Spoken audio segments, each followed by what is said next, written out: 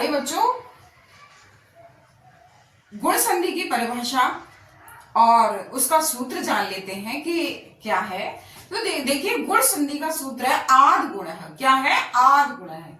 अब हम इसकी परिभाषा जान लेते हैं कि इसकी परिभाषा क्या है। इसकी परिभाषा आ का मेल ए से होने पर ए, ओ से होने पर ओ और रे से होने पर क्या हो जाता है? आर हो जाता है। तो क्या है? जब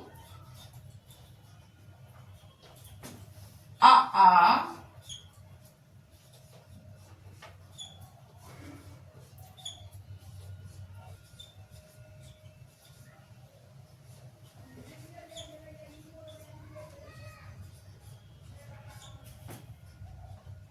से होने पर ओ से होने पर ओ होने पर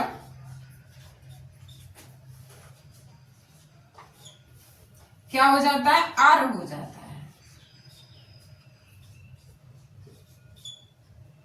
हो तो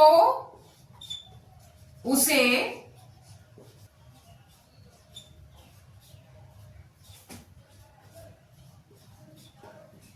क्या कहते हैं? यह संधि कहते हैं। जैसा कि मैंने आपको बताया, जब आ का मेल ई से हो तो क्या होता है? ए हो जाता है।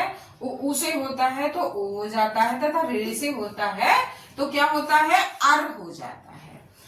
अब देखिए, ये परिभाषा है इसकी। अब हम शॉर्ट ट्रिक में समझेंगे। तो देखिए, आ जब आ का मेल किससे होता है, ये देखिए यहां पर हम ऐसे समझने का प्रयास करते हैं कि आ का मेल यानी प्लस तो किससे हो रहा है? ए। तो यहां हमने क्या लिखा? ए इक्वल क्या हो गया? ए हो गया। क्या हो गया बेटा? ए हो गया। और किससे हुआ? ओ। तो यहां हम ओ लिख लेते हैं। आता है। और आ का मेल किससे होता है? रे से होता है। किससे होता है? ये हमारे रे है, तो रे से होता है तो क्या हो जाता है? आर हो जाए।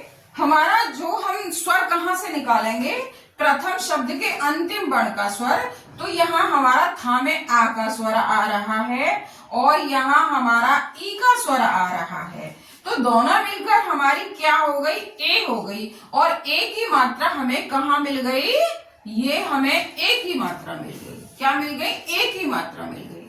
अब जैसे ही दूसरा और शब्द ले लीजिए आप, दिनेश, रमेश, सुरेश, महेश, ये सारे हमारे गुण संधि के अंतर्गत आते हैं। जैसे मान लीजिए आप यहाँ क्या लिखते हैं? आप लिखते हैं दिनेश, क्या बना? ईश। अब देखिए यहाँ न है तो न में हमारा आ का स्वर जुड़ा हुआ है। क्या? किसका? आ। क्योंकि वर्णमाला का प्रत्येक जो वर्ण है अपने आप में आधा होता है। क्या होता है? आधा। उसमें हमारी आ की ध्वनि जुड़ी रहती है। तो ये इसमें आ की ध्वनि जुड़ी है और यहाँ हमारा दूसरा हमारा ये मिल गई। स्वागोत्सव, स्वागत प्लस उत्सव, तो ये हमारा क्या हो जाएगा? स्वागोत्सव हो जाएगा। और भी बहुत से शब्द है। जैसे मान लीजिए आप लिखते हैं, यहाँ पे क्या लिखते हैं? परोपकार लिखते हैं। पर प्लस उपकार। अब देखिए, यह रा में से आ की ध्वनि निकल रही है और यहाँ हमारी ऊ की ध्वनि है। तो दोनों मिलकर क्या हो गए? ओ हो गए हमारे। और ओ का स्वर हमें यहाँ पर मिल गया। तो बेटा इस तरह से हम क्या है, ये गुण संधि की पहचान भी करते हैं और ये ट्रिक के माध्यम से बहुत कम समय में बहुत आसानी से आप याद कर सकते हैं। इसी तरह से अब हमारा शब्द है अर। जब आप अर की संधि क्या लिखा? महर्षि।